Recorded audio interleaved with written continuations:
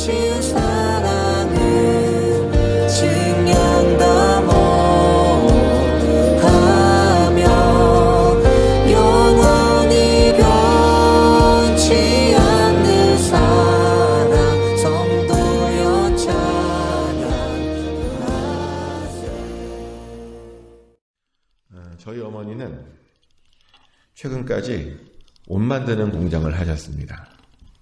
그래서 저도 가끔 그 공장에 가서 옷을 어떻게 만드나 이렇게 쭉 본 적들이 많은데, 근데 그 공장에는 검사라고 하는 일을 맡은 어떤 직원이 한 분 있었습니다.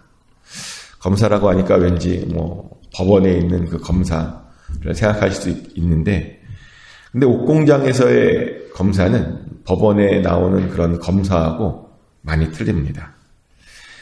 옷 공장에서 있는 검사는 옷을 다 만들고 그것을 납품하기 전까지 이제 그 옷이 그 주문대로 잘 만들어졌는지를 검사하는 거죠. 치수를 재고 박음질을 확인하고 또 다른 곳에 묻은 것은 없는지를 확인하고 그렇게 꼼꼼히 점검합니다. 그리고 그렇게 점검한 후에 납품을 하죠. 근데 예전에 그런 생각을 해본 적이 있습니다. 아니, 꼭 이런 일을 하는 사람이 필요할까? 중간중간에 만들면서 확인하면 안 되는 건가? 그런 생각을 해본 적이 있는데요.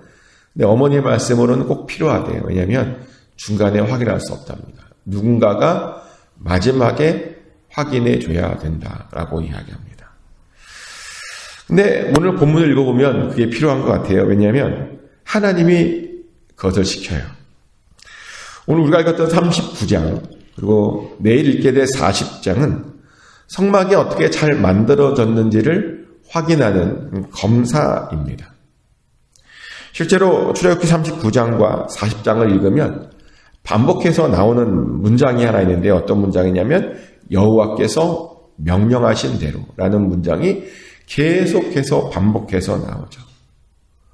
이 문장은 무려 39장의 1절부터 등장합니다. 그리고 1절뿐만 아니라 5절, 7절, 21절, 26절, 29절, 31, 32, 42, 43절에 반복해서 나오고요. 40장에서도 마찬가지입니다. 16, 19, 21, 23, 25, 27, 29, 32절 이렇게 반복해서요. 여호와께서 명령하신 대로라는 말이 그 문장이 끊임없이 반복해서 나옵니다. 그리고 그렇게 명령하신 대로 되었는지를 확인하고 축복을 하죠. 모세가 검사해 보니까요. 명령하신 대로 잘 된 것 같답니다. 하나님께서 받으시기에 합당하답니다. 모세가 그것을 보고 얼마나 기분이 좋았을까요? 지금 자기가 시내산에서 환상 가운데 그 본 것을 좀 만들어 놓은 겁니다. 사람들이. 하나님께서는 또 얼마나 기뻐하셨을까요? 하나님께서 명령하신 그대로 만들어진 겁니다. 사람들이 어떻게 잘 알고 명령하신 그대로 만들어 놓은 겁니다. 아마 굉장히 기쁘셨을 것입니다. 우리가 하나님께서 굉장히 기쁘셨다라고 하는 것을 어떻게 알 수 있냐면요. 하나님께서 가장 좋아하는 것이 뭔가 하나님의 뜻이 이 땅 가운데 그대로 이루어지는 것을요. 하나님께서 굉장히 좋아하십니다. 얼마나 좋아하시냐면 오죽하면 예수님께서 우리에게 기도를 가르쳐 주잖아요. 근데 그 기도문에 이런 말이 있어요. 마태복음 6장 9절부터 10절까지의 말씀이죠. 그러므로 너희는 이렇게 기도하라. 하늘에 계신 우리 아버지여 이름이 거룩히 여김 받으시오며 나라가 임하옵시며 뜻이 하늘에서 이루어진 것 같이 땅에서도 이루어지이다. 아멘. 예수님께서 제자들에게 어떻게 기도하는지를 가르쳐 주세요. 그런데 그 기도문 중에 제자들이 꼭 기도해야 될 것, 그 말은 우리들이 꼭 기도해야 될 것이 뭐냐면 하늘에서 그 뜻이 이루어진 것처럼 땅에서도 그 뜻이 이루어지게 해달라고. 하나님의 뜻대로 모든 것들이 땅에서 이루어지게 해달라고 기도하기를 원하셨다는 겁니다. 그 말은요, 하나님의 관심, 또 예수님의 관심이 바로 하나님의 뜻이 이 땅 가운데 이루어지는 것입니다. 그래서 우리의 관심도 그런 것이어야 되죠. 하지만 많은 이들이 별로 그것에 관심이 없습니다. 그 이유를 알아보니까 두 가지더라고요.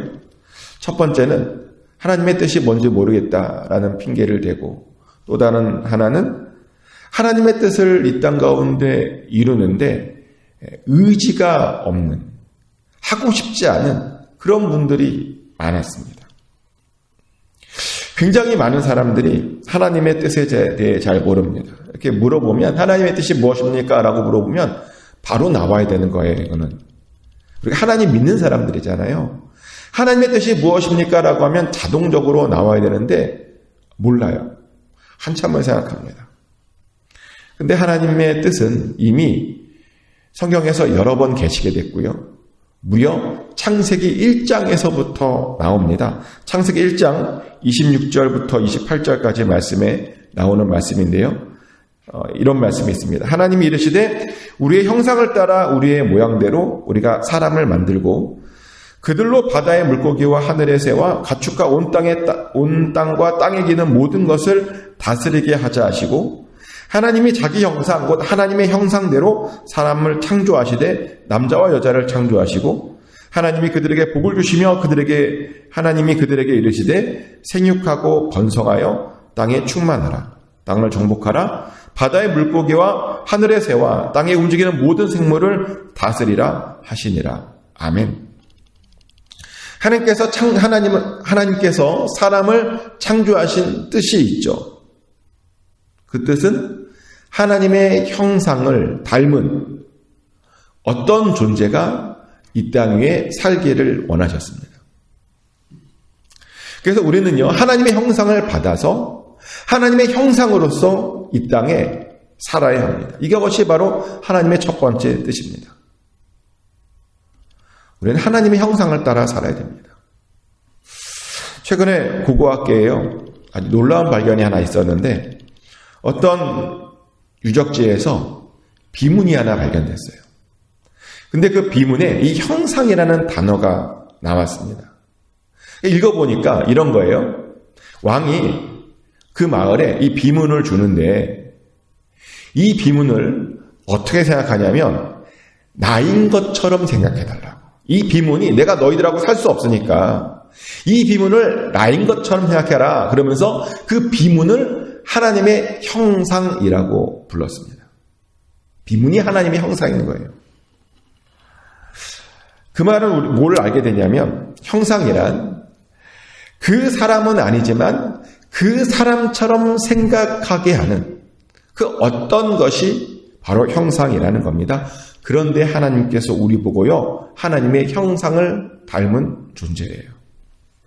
그 말은 모든 만물 가운데 하나님이 어떤 분이야 라고 하는 것을 보여주는, 하나님이 살아계셔 라고 하는 것을 보여주는 그런 사명을 우리에게 주셨다는 겁니다. 그게 바로 하나님의 형상을 닮았다 라는 그런 뜻입니다.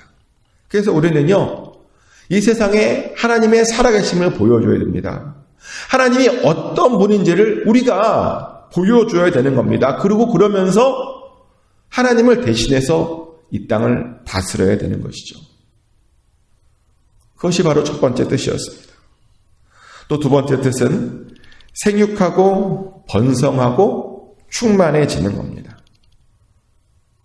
근데 생육하고 번성하고 충만하라 했더니 그럼 자식을 많이 낳아야 되냐? 뭐 그런 말씀하세요. 예전에는 그랬죠. 예전에는 우리의 의무는 자식을 많이 낳는 것이었습니다. 그리고 그것이 복을 받은 증거이기도 했죠. 근데 요즘은 사람이 너무 많아요. 하나님의 목표가 이미 이루어진 것처럼 보이기도 해요. 왜 그런 말을 하냐면, 요즘 사람이 너무 많아서 지구가 힘들어한다, 뭐 그런 이야기도 들리거든요. 그러면 더 이상 우리는 생육하고 번성하고 충만할 필요가 없는가? 그건 아니고요. 우리는 계속해서 하나님의 명령을 따라 생육하고 번성하고 충만해야 됩니다. 그런데 조금 다른 방법으로 생육하고 번성하고 충만해야 되는데, 어떻게 해야 되냐면 영적 자녀들을 많이 낳음으로 하나님의 백성들이 많아지는 그런 생육과 번성과 충만을 해야 된다는 겁니다. 안타깝게도 요즘 기독교인들이 굉장히 많이 줄었습니다. 한때 미국의 대부분이 하나님을 믿었어요. 뭐 하나님을 안 믿는다라고 하는 것은 미국에서는 상상도 못할 일이었는데요. 요즘은 굉장히 많이 줄어서요. 정말 많은 미국 교회들이 그냥 사라져가고 있습니다. 여기에도 이 라인에도 미국 교회들이 굉장히 많은데 제대로 작동을 하는 교회들이 별로 없죠. 근데 이것이 미국 교회만의 문제는 아니고요. 한국 교회도 요즘 급속도로 줄고 있다 합니다.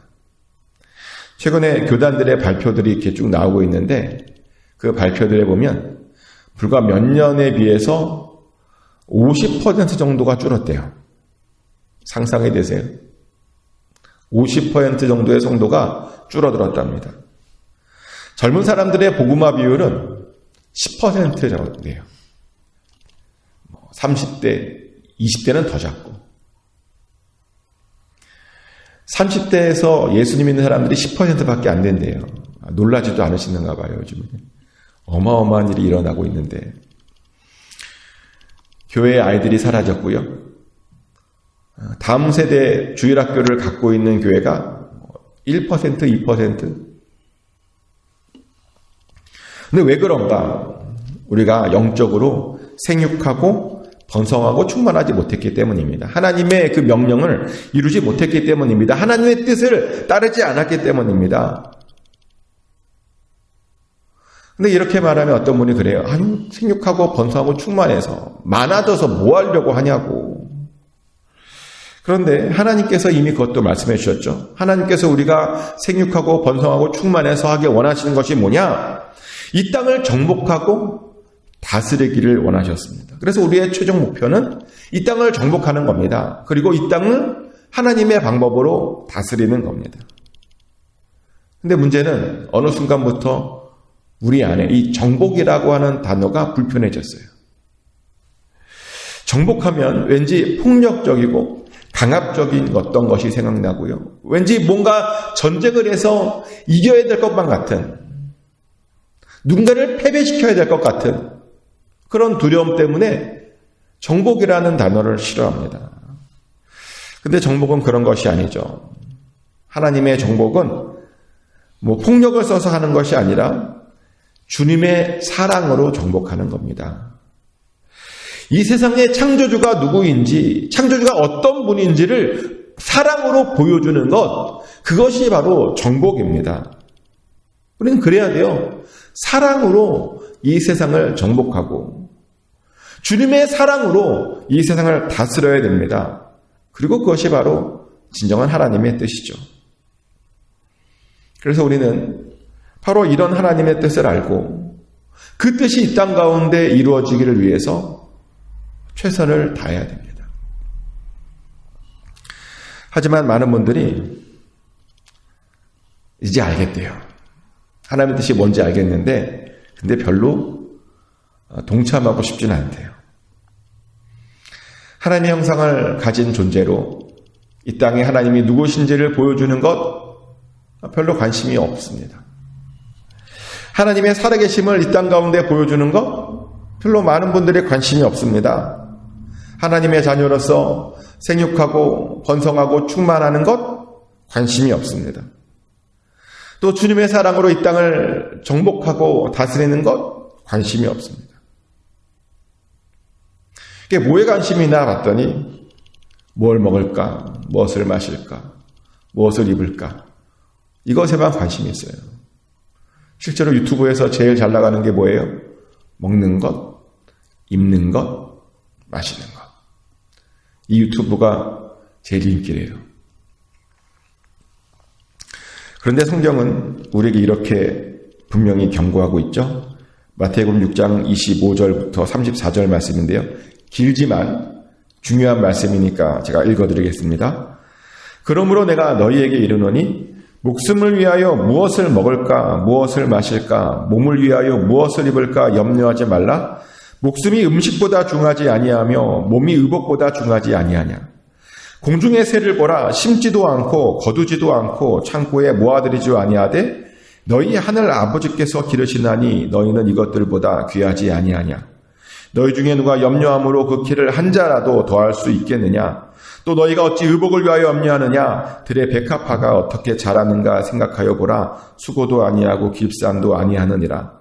그러나 내가 너희에게 말하노니 솔로몬의 모든 영광으로도 입은 것이 이 꽃 하나만 갖지 못하였느니라. 오늘 있다가 내일 아궁이에 던져지는 들판도 하나님이 이렇게 입히시거든 하물며 너희일까 보냐? 믿음이 작은 자들아. 그러므로 염려하여 이르기를 무엇을 먹을까 무엇을 마실까 무엇을 입을까 하지 말라. 이는 다 이방인들이 구하는 것이라. 너희 하늘 아버지께서 이 모든 것이 너희에게 있어야 할 줄을 아시느니라. 그런즉 너희는 먼저 그의 나라와 그의 의를 구하라. 그리하면 이 모든 것을 너희에게 더하시리라. 그러므로 내일 일을 위하여 염려하지 말라. 내일 일은 내일이 염려할 것이요 한날의 괴로움은 그날로 족하니라. 아멘. 저는 개인적으로요, 우리가 이 마태복음 6장의 이 말씀을요, 매일매일 읽어야 된다고 생각해요. 특별히 자꾸만 염려가 생기는 분들, 자꾸만 걱정이 생기는 분들 있잖아요. 그런 분들은요, 매일매일 이 말씀을 읽어도 너무 좋습니다. 예수님은 분명히 말씀하셨어요. 쓸데없는 것 가지고 염려하지 말고, 쓸데없는 것 가지고 걱정하지 말고, 쓸데없는 것 가지고 두려워하지 말라. 그렇게 염려하는 자들을 심지어 뭐라고 말하냐면요, 믿음이 작은 자들이라고 분명히 말씀하셨습니다. 무엇을 먹을까, 무엇을 마실까, 무엇을 입을까 염려하지 말고 제발 그의 나라와 그의 의를 구하라 라고 말씀하십니다. 하나님의 형상을 닮은 존재로서 이 세상에 하나님의 백성들을 번성케 하고 충만케 해서 정복해야 된다고 말씀하고 있습니다. 그래서 마침내 하나님의 나라가 이 땅 가운데 이루어지게 해야 된다라고 말씀하셨습니다. 맞아요. 하나님의 뜻이 이 땅에 이루어지게 하는 것. 우리는 그것을 위해서 부름받았습니다. 그것을 위해서 창조되었습니다. 부살레가 오홀리압은 그렇게 했답니다. 하나님의 뜻대로, 하나님이 명령하신 대로 다 했답니다. 그랬더니요, 놀랍게도 그들의 이름이 성경에 기록되었고요. 성경에 어떻게 기록되었느냐?